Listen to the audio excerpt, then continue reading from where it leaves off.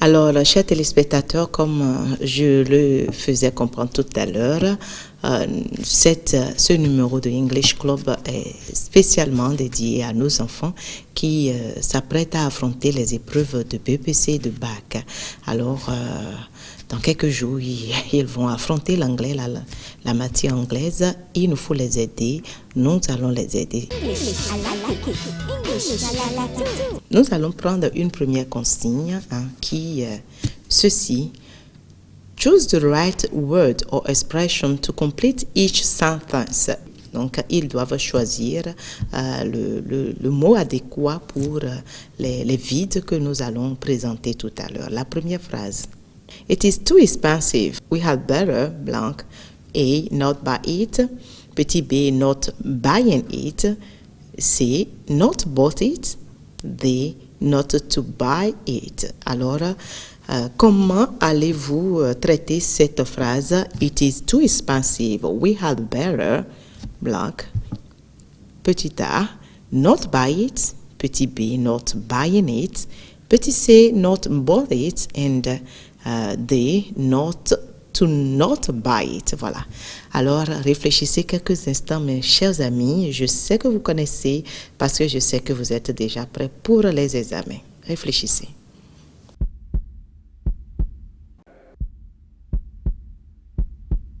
Alors, la bonne réponse, c'est bien petit a, not buy it, not buy it. Et comme leçon à garder, souvenez-vous que had better va avec l'infinitif sans tout.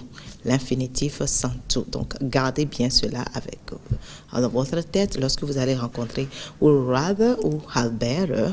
Donc, souvenez-vous que c'est infinitif sans tout. Alors, donc, la bonne réponse, c'est bien sûr petit a et on dira la phrase comme ceci. It is too expensive. We had better not buy it. It is too expensive. We had better not buy it. Alors, une seconde phrase. You mustn't share this book with blank friends. You mustn't share this book with blank friends. Alors, nous avons petit a, not any. Il y a B, no other, no others, and any other. Donc, qu'est-ce que vous allez choisir, mes chers amis? Réfléchissez quelques instants.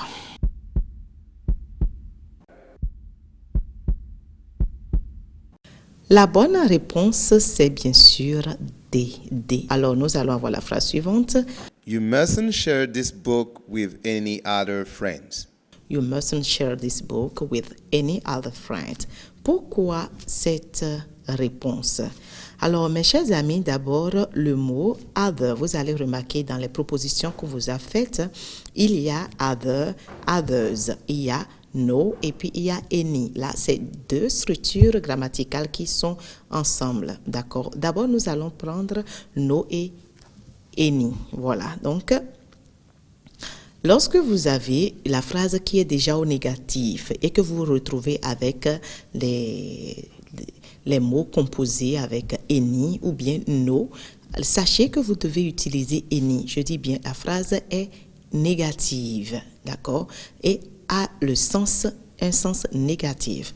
Mais lorsque la phrase est à la forme affirmative et a un sens négatif, vous devez utiliser no. No, d'accord? Donc, dans notre phrase-ci, nous avons you mustn't share. C'est déjà négatif. Ce que nous devons utiliser ici, donc, c'est any. Maintenant, venons avec other. Other, on vous avait fait la leçon sur ça la dernière fois. Pour ceux qui suivent régulièrement English Club, other et others. Other est comme un adjectif et en même temps comme un pronom. Lorsque vous avez other à côté d'un nom qu'il qualifie, cela est comme un adjectif et en anglais les adjectifs ne s'accordent pas, on n'a pas S, on ne met pas S aux adjectifs, voilà. Donc lorsque other est à côté d'un nom, cela a un sens adjectif, c'est comme un adjectif. Mais lorsque other est sans un autre nom, est seul, est terminé, termine la phrase, là c'est un pronom et cela prend S. Voilà, cela prend S quand il s'agit de plusieurs personnes, lorsqu'il s'agit de plusieurs personnes. Donc, ici, nous avons friends qui est là, ce qui veut dire que other est comme un adjectif qui qualifie friends. Et donc, la bonne réponse serait donc other sans S. Sans S. Et nous avions déjà any qui doit être dans la phrase parce que c'est négatif. Alors, la bonne réponse devait être any other. Voilà, donc on reprend la phrase. You mustn't share this book with any other friends. You mustn't share this book with any other friends. You mustn't share this book with any other friends. Donc on ne peut pas dire you mustn't share this book with no others friends. C'est pas du tout ça. D'abord parce que la phrase est négative, donc on ne doit pas utiliser no. Et deuxièmement parce qu'il y a le mot friends qui est à côté de other, donc on ne peut pas avoir other avec S. J'espère que vous avez bien gardé. Donc pour de bon, gardez que une phrase négative, pour une phrase négative, on utilise any pour avoir un sens négatif. Et pour avoir le sens négatif, quand la phrase est affirmative, on utilise no. Voilà. On reprend la phrase. You mustn't share this book with any other friends. You mustn't share this book with any other friends. Voilà. Une autre phrase. Blanc. English is spoken all over the world. English is spoken all over the world. Et on nous donne comme proposition petit a, an, petit b, the et petit c, fi, vide. D'accord, fi. Alors, comment allez-vous dire ceci? Réfléchissez.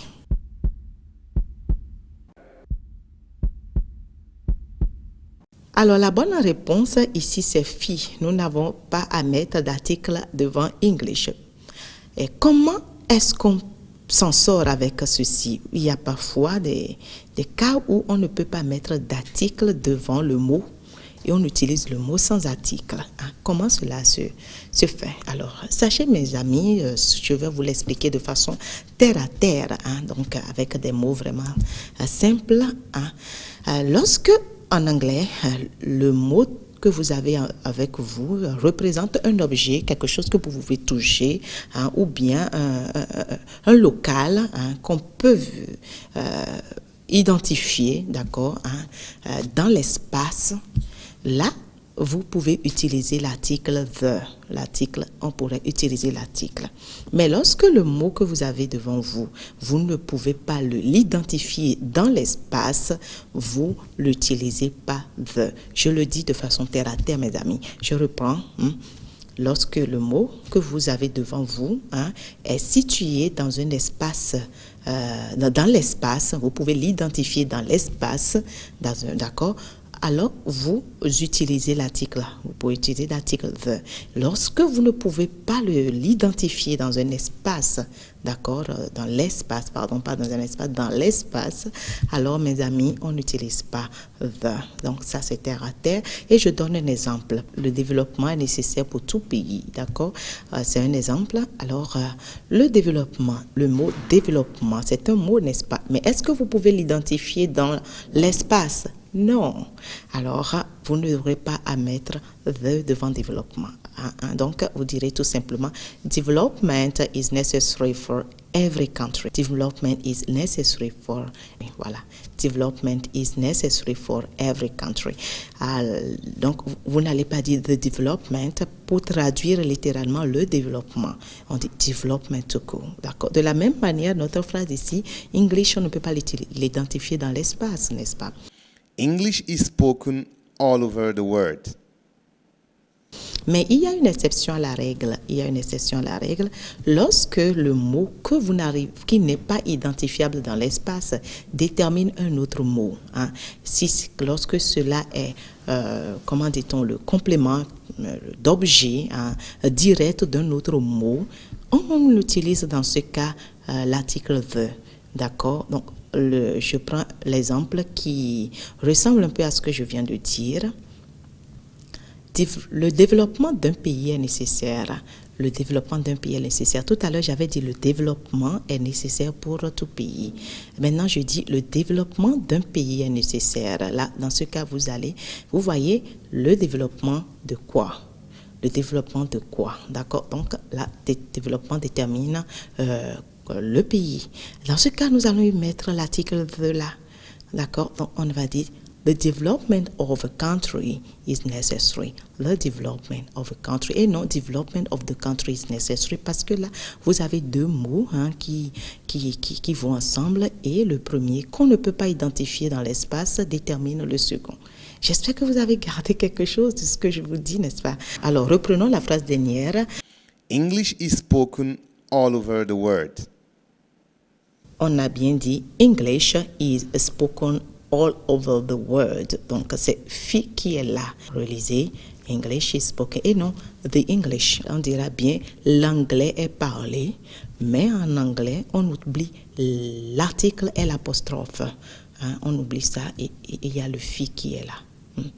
English is spoken all over the world. Prenons une autre phrase. When I was younger, I blank smoked the pipe. When I was younger, I blank smoked the pipe. Alors, et on a used to, was used to, used, would used to.